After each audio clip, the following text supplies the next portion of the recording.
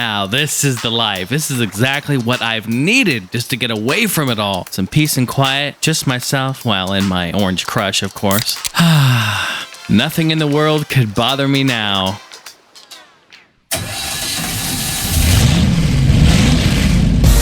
What in the... Whoa. God. Hey! Hey! Where the hell are all these boats coming from? Hey! Excuse me! I'm talking to you! Hey! You in the boat! You in the... Oh, gosh. I'm trying to have a vacation here. Hey! Listen to me! I know you hear me! You in the boat right in front of me. Your boat name is Damn the Torpedoes. Turn your music down! Don't you have any other place to be? Go somewhere else! Cut the music! Cut the music! Don't you have anything to say for yourself? Sir, just turn your boat off. Let's talk about this. Hydro Thunder! Oh my God, it's him.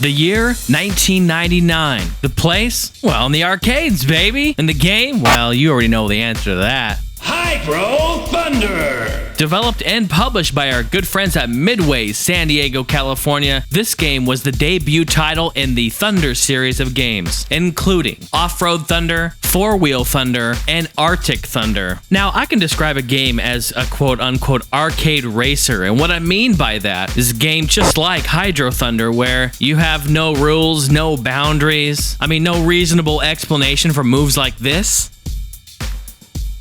Yeah, when stuff like that's going on in the game, you know you just have yourself a good old-fashioned classic arcade racer. And my mind cannot help but wander over to this title whenever we're discussing these types of games. Hydro Thunder was originally only supposed to be released for the arcades, but after the huge success, it was then ported out to the Dreamcast, PS1, Nintendo 64 in the early 2000s. It even made its way onto several compilation title games, such as Midway Arcade Treasures Collection. Alright, but before I get ahead of myself on all those ports, let's talk about the original, the arcade version. The cabinet used for Hydro Thunder is exact same as the cruisin' cabinet, just with modified controls. They took out the gas, brake, and clutch pedals, put an adjustable throttle on the right-hand side, and added a subwoofer on the underneath side of the seat. Now, I'm trying to think back, I think it was Rush, the original Rush in the arcades that I played, where I first experienced a subwoofer in the seat. And I'll tell you, it really adds to the gameplay. It's a nice touch, and I'm glad that they added it for Hydro Thunder. And most games that use the sub in the seat, as I'll call it, usually had the volume on it cranked way up, and you can never go wrong with that. So other than those few modifications, the cabinet remains unchanged. As there isn't a whole lot to it other than just fun, I'm going to talk briefly about the gameplay. Flat out, balls to the wall, racing extremeness. That is how I would describe it, and that is it. Drivers pilot their boat all the way to the finish to become first place to unlock new boats and new courses. There is nitro, or in the game they like to call it boosts, put throughout the courses. You just run right into them, it fills up your meter, and then you can go, baby. On top of shortcuts laced throughout each course, there's always an interesting approach, trying to find the quickest and shortest way to the finish. The boats you can choose from include 3 different sets in easy, medium, and hard difficulties, as well as matching courses, easy, medium, and hard. And after you unlock all the boats, you can go on to unlock more bonus boats. It's actually kind of funny. They have a boat called Tiny Tanic, which is a smaller version of the original Titanic. They have a boat called Blowfish, which is like a hovercraft. And then they have a police type boat with mounted guns.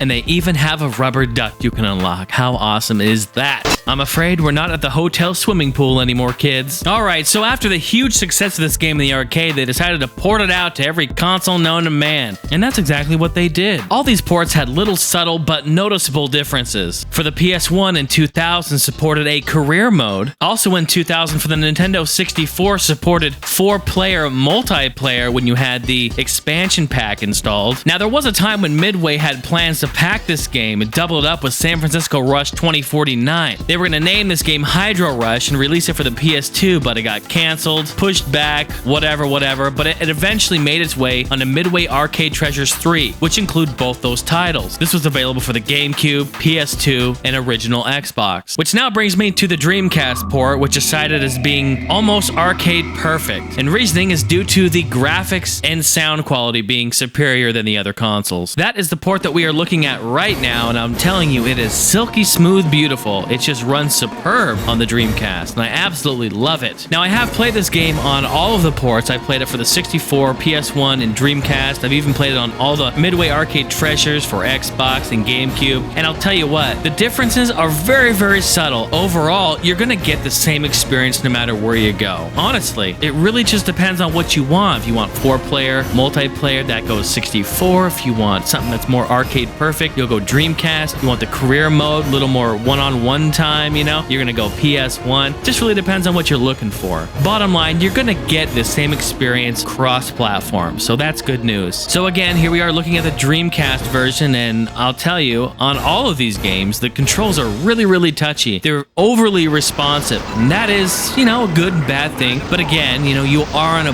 boat, and it's trying to simulate that, so definitely, you know, turn before your turns, because you do a whole lot of drifting going on. So as long as you got that accounted for, you'll do just fine. So as you can see, the Dreamcast port is awesome, but how about a port that we haven't talked about? We have not discussed. We've talked about Midway's Arcade Treasures, right? Yes, okay, it was cross-platform. There was volumes 1, 2, and 3, featuring a whole variety of Midway's arcade classics. I recommend everyone going and buying these for whatever system you have. But one title nobody talks about is this one, Midway's Arcade Treasures Deluxe Edition, exclusively for the Windows platform. Now, on top of console gaming and retro gaming and modern gaming and gaming, I'm also a huge PC gaming buff. So when I saw this, it just jumped out at me. What this is it's Midway Arcade Treasures 2 and 3 combined on a 4 CD set. Yes, that's right. So as we flip the box over, look at all these classic games that are available for this in one game. I mean, just to have MK 1 through 3 all in one package is just priceless. And I've played all these, and I see nothing different from here to the arcades on all of these. Except for Arcade Treasures 2 in this collection, the majority of games on that disc have no music. Midway in 2006 released a patch, thank God, fixing this, which it did fix, so now there is lovely music. But anyway, this highlights and showcases Hydro Thunder, and that's what I'm showing you right now. And I'm telling you that this is arcade perfect. I don't see any differences whatsoever. The sound has better quality, the graphics are sharper, and the frame rate is just as solid. Honestly, I think this is probably a first place scenario for me here. This is probably the best port that you're gonna get. Now look, I don't want to get a whole bunch of hate mail. I mean, really, we're splitting hairs here. I mean, this game is phenomenal cross-platform. I'm just saying. I'm comparing it to the Dreamcast now. These are the two that we've been looking at. The one on this Arcade Treasures for the PC, it's just a little bit more polished. Everything looks a bit sharper, and the sound does have better quality. I have super ears. I know these things. But, you know, I'm going to stress again, no matter what version you pick, you're going to get an awesome experience all the way around. I don't think any of them suck whatsoever. All right, guys, so honestly, this is a pretty easy game for me to grade.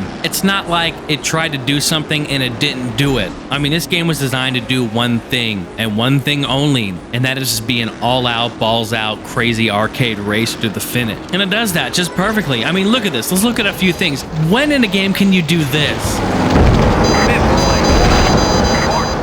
That would be a tour from hell. Or how about some crashes and hits like these? Or drive right through a shark? Hear Tarzan when you jump off this massive waterfall? How about an attempt to take out an opponent, but you end up pushing him ahead of you through the finish line? And then doing stunts like a barrel roll? I mean, are we playing Wave Race or Star Fox? I should be getting points for that. Do a barrel roll. So at the end of the day, when it comes down to it, you are playing one of the arcade racing genre's finest. High-flying, all thrills, no rules, unrealistic, drifting chaos, lack of physics, and all throttle. And sometimes, I'm perfectly okay with that. So the EMU review grade for the Hydro Thunder franchise. This game gets an A-. Cut the music! Cut the music! I'm trying to have a vacation here. Hydro Thunder. You're really starting to freak me out, dude.